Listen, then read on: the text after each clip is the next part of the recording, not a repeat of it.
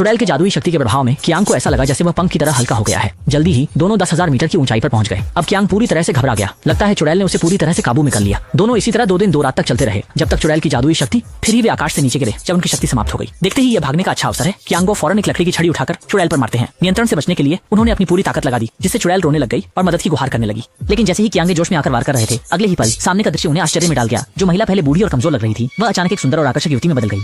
इस अजीब दृश्य से छोटा शायद तुरंत डर के मारे पागल हो गया, हड़बड़ाकर उठ खड़ा हुआ और पीछे मुड़कर देखे बिना घटनास्थल से भाग गया। 100 मीटर दौड़ने की गति से वो सारी सुबह दौड़ता रहा। तब कहीं जाकर वो बेसुध सा गिरजाघर लौट आया। हालांकि अभी वो डर से संभल भी नहीं पाया था कि उसे बिशप ने बुलाया और बताया कि पास के किसान की बेटी कल बाहर खेलते हुए गई थी। जब वह घर लौटी तो उसको किसी ने बेरहमी से पीट दिया और जल्दी ही उसकी मृत्यु हो गई। मरने से पहले उसने विशेष रूप से कहा कि छोटा शख्स उसके लिए 3 दिनों तक प्रार्थना करे।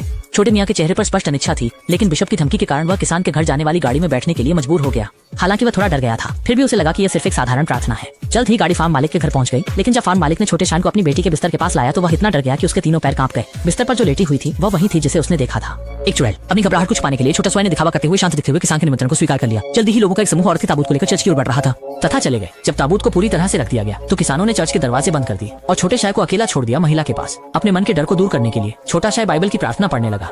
ग्रंथ आशा है कि औरत वापस आकर उसे परेशान नहीं करेगी, पर वो सोच भी नहीं सकता था कि ताबूत में पड़ी हुई औरत ये सुनकर खून के लाल आंसू बहाएगी। इससे शौशवाय तुरंत हालात की गंभीरता समझ गया और जल्दी से मुड़कर अलमारी पर रखी मोमबत्ती जलाई।